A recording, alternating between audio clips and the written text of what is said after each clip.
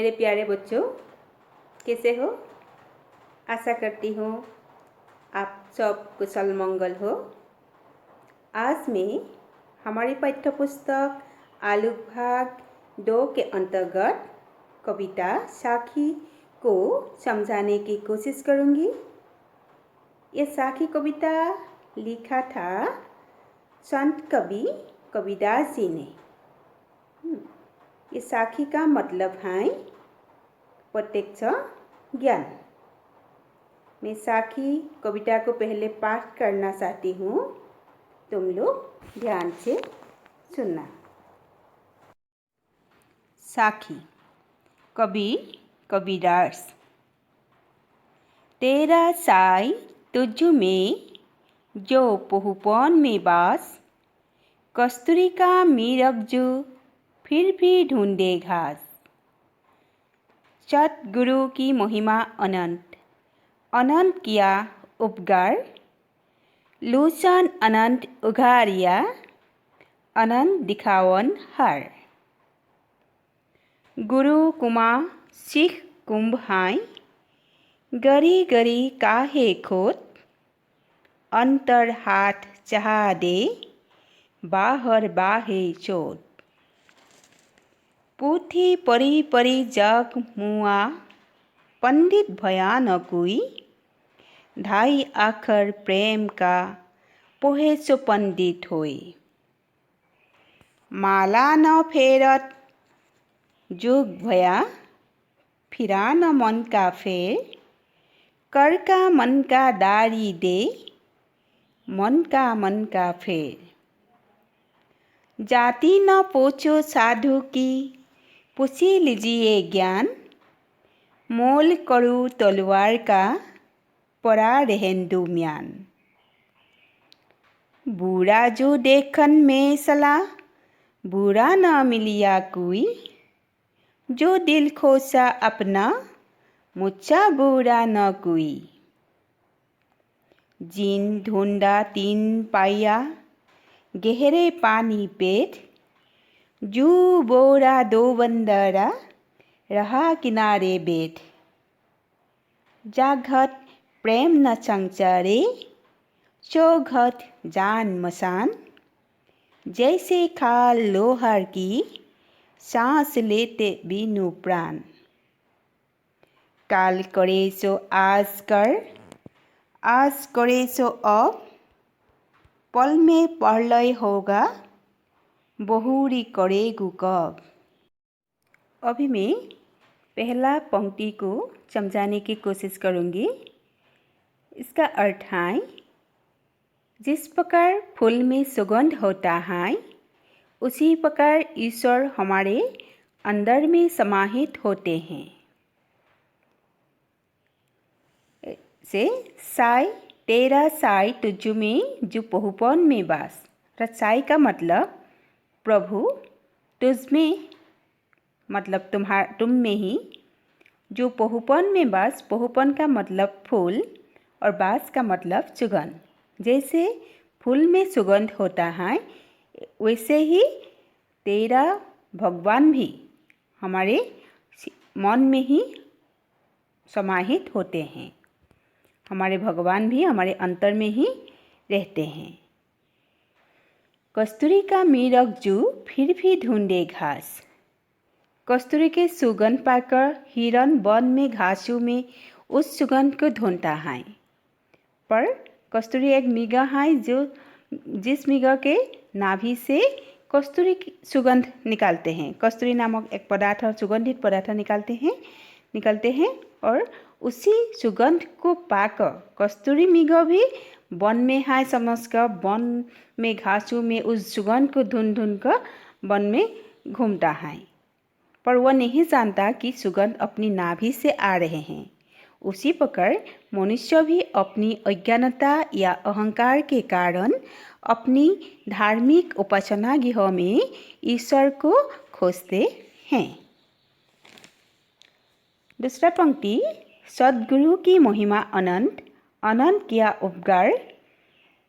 सद्गुरु के महिमा अपार है। उन लोगों ने हम लोगों का बहुत उपकार किया है। लोचन आनंद उघारिया आनंद दिखावन हा। लोचन का मतलब चक्षु। हम लोगों का चक्षु ज्ञान का आंखें खुलकर वो आनंद दिखावन हा, ईश्वर दर्शन कराता है। ज्ञान के मार्ग से ईश्वर दर्शन कराता है, वही सद्गुरु। तीसरा पंक्ति में गुरु कुमा सीख कुम हाई गरी गरी काहे खोट अंतर हाथ चाहा दे बाहर बाहे चोट। द्वितीय पंक्ति और तृतीय पंक्ति गुरु को कुमा के साथ तुलना किया है। तत् कुमा जिसने मिट्टी के बर्तन बनाते हैं, वही कुमा। और सीख कुंभ है। कुंभ का मतलब घट, अर्थात हिस्सक घटर लगत तुलना करिছে, अर्थात कलहर लगत तुलना करिছে। जैसे कुमार घट को सुंदर बनाने के लिए अंदर हाथ रखकर बाहर थपथपाते हैं। उसी तरह शिष्य के दुख दूर करने के लिए, शिष्य के खुद दूर करने के लिए, उसको ज्ञानी बनाने के लिए कठोर अनुशासन के सहायता लेते हैं। और गुरु के अंतर में प्यार होते हैं और बाहर दिखाते हैं अनुशासन, ताकि शिष्य अच्छा बन सके, अच्छे आदमी ज्ञानी बन सके। चौथा पंक्ति में पोथी परी परी जग मुआ पंडित भया न कोई धाय अक्षर प्रेम कर पोहे सो पंडित होय। जगत के बहुत लोग पढ़ते हैं, बड़ा बड़ा पुस्तक पढ़ते हैं, धर्मग्रंथ पढ़ते हैं, पर पंडित नहीं होते। सभी पंडित नहीं होते, ज्ञानी नहीं कहलाते। परंतु कुछ ऐसा लोग हैं जो कम पढ़कर भी प्रेम के अनुभव से ज्ञानी बन सकते हैं। वह पुस्तकीय ज्ञान के बदले आंतरिक प्रेम के अनुभव से समाज के लोगों की भलाई करना जो लोग निरंतर कोशिश करते हैं, वही लोग पंडित कहलाता है। अर्थात यहाँ प्रेम की महत्व के बारे में बताया है कवि ने।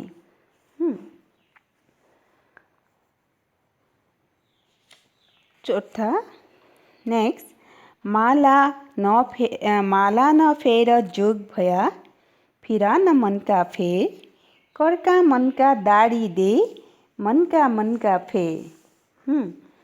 तो हाथ में मोतियों के माला लेकर बहुत तपस्या करते हैं जगत के लोग, पर मन का अशांति दूर नहीं होती।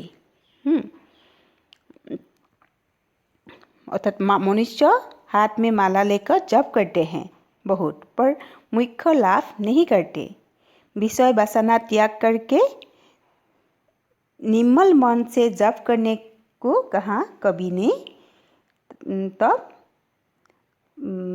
मन की अशांति दूर हो सकते हैं। अर्थात कवि एक कैसे जे कर का मन का दाढ़ी दे, अर्थात कर्म का मतलब हाथ, हाथ का हाथर माला दलियाई दिया, मन का फे मनर मालारे शुद्ध मनेरे जप करा, तेतिया आमी मुख्य लाभ करिब पारिम, अर्थात मनर अशांति दूर करिब पारिम। जाति न पूछो साधु की पूछी लीजिए ज्ञान, मोल करो तलवार का पड़ा रहने दो म्यान। इस पंक्ति में कवि ने कहा कि सत लोगों की, ज्ञानी लोगों के जाति या धर्म के बारे में पूछना नहीं चाहिए। ये बाहर का आवरण है। हमारा मतलब होना चाहिए उसकी ज्ञान की तरफ। इसका ज्ञान जानकर उस ज्ञान से हमें हमारा भलाई करना चाहिए। मोल करो तलवार का, अर्थात मूल्य तय करिबा तरुआलर है। तरुआल के धार का, तरुआल किस चीज़ से बनाया है, उस धातु का পৰা ৰেহেন্দু ম্যান। কিন্তু মূল্য আমি তয় কৰিব নালাগে সেই তৰুৱাল ৰখা খোলটো। তৰুৱাল ৰখা যিটো ঠাই, সেই ঠাইটোৰ ওপৰত দাম তয় কৰা নহয়। তৰুৱালখন কিনিবলৈ যাওঁতে আমি মূল্য তয় কৰোঁ, তাৰ ধাৰ কিমান আছে, এইটো সোণৰ তৰুৱাল নে ৰূপৰ তৰুৱাল নে কিহৰ তৰুৱাল, সেইটো চাইহে আমি মূল্য তয় কৰিব লাগে। অৰ্থাৎ জ্ঞানী লোকৰ আমি ज्ञानखिनिহে ল'ব লাগে। ये जाति धर्म इसके बारे में जानने की कोशिश करना नहीं चाहिए, ये कोई ज़रूरत नहीं है। उसके बाद बुरा जो देखन में सलाह, बुरा ना मिलिया कोई, जो दिल खुशा अपना मुझसा पूरा ना कोई। एक दिन कवि बुराई को देखने के लिए बाहर गया था, पर कोई बुरा आदमी नज़र में नहीं आया। तेतिया वो अपने दिल को खोसा कि तेतिया তেওঁ নিজৰ দিলটোৱে যে বেয়া সেইটো দেখা পালে। অৰ্থাৎ আমি আনৰ সমালোচনা কৰিবলৈ যোৱাৰ আগতে নিজে শুদ্ধনে ভুল সেইখিনি আমি চাই ল'ব লাগিব। নিজৰ মনত যদি আমাৰ বেয়া ভাৱ থাকে তেতিয়া আমি পৃথিৱীখন বেয়া দেখিম। সেইকাৰণে সদায় নিজক শুদ্ধ কৰি ৰাখিব লাগে। অৰ্থাৎ নিজ ভালেই জগত ভাল বুলি কথা এষাৰ আছে। আনক সমালোচনা কৰাতকৈ নিজকে সমালোচনা কৰি নিজক ভাল সৎ জ্ঞানী কৰি গঢ়ি তুলিব লাগে। उसके बाद जिन ढूंढा तीन पाया गहरे पानी पेर, যিটোকে বিচাৰিম আমি তাকেই পাম। जिसे चाहिए उसे मिलेगा, जो गहरे पानी में डुबकी लगाने से नहीं डरेगा। सागर के गहरे पानी में डुबकी लगाने से मोती मिलती हैं। अर्थात कष्ट करने से सफलता मिलेगी। अगर जो बोरा दूवंदरा रहा किनारे बैठ, अगर डर कर या आलसी होकर हम किनारे में बैठते हैं तो मोती नहीं मिलती, तब सफलता प्राप्त नहीं होगी। সেইকাৰণে সদায় কষ্ট কৰিব লাগিব। কষ্ট কৰিলেহে আমি সফলতা লাভ কৰিব পাৰিম। जा घट प्रेम न संसारे, सो घट जान मसान। घट का मतलब शरीर। যিটো শৰীৰত প্ৰেম নাথাকে, প্ৰেমে বিচৰণ নকৰে যিটো শৰীৰত, সেই শৰীৰ মৃত শৰীৰৰ সমান। শ্মশানৰ মৃতদেহবিলাক যেনেকুৱা হ'ব ঠিক তেনেকুৱাই হ'ব প্ৰেমহীন জীৱিত মানুহবিলাকো। জেইছে খা লোহা কি सांस लेत बिनु प्राण। যেনেকৈ কমাৰে মৃত জন্তুৰ ছালেৰে বিভিন্ন বস্তু বনাব পাৰে, তেনেকৈ प्रेमहीन मृत शरीर को दूसरा लोग अपनी फ़ायदा में व्यवहार कर सकते हैं।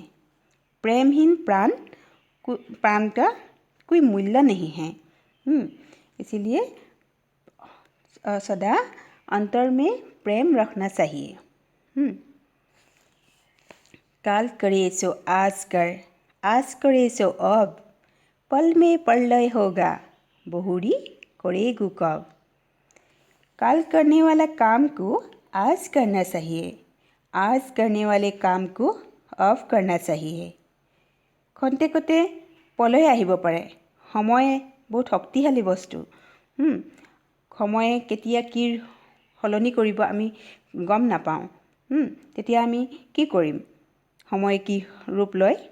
সেইকাৰণে আমি কোনো কাম পিছত কৰিম বুলি পেলাই থ'ব নালাগে। समय का काम समय में करना चाहिए। कारण अभी सब लोग ने देखा कि कोरोना आ गया, हमें स्कूल में जाना था पर स्कूल नहीं जा सका। इसीलिए हमें अभी भी घर में पढ़ाई करना चाहिए। कल क्या होगा हमें पता नहीं। সেইকাৰণে কোনো কাম পিছলৈ পেলাই নথবা। সময় কি হ'ব আমি গম নাপাওঁ। সেইকাৰণে समय का काम समय में करना चाहिए। आशा करती हूँ तुम लोग को समझ में आ गया इन 10 साखी के बारे में। ये 10 साखी कबीरदास जी ने लिखा था और ये साखी आज भी बहुत महत्वपूर्ण है। तुम लोग अच्छी तरह ये पढ़कर समझकर अपनी जीवन में कोशिश करना कि अच्छा होना है, हमें अच्छे आदमी बनना है, अच्छा आदमी बनना है और समाज के भलाई करना चाहिए। इस 10 पंक्ति को हमेशा याद रखना।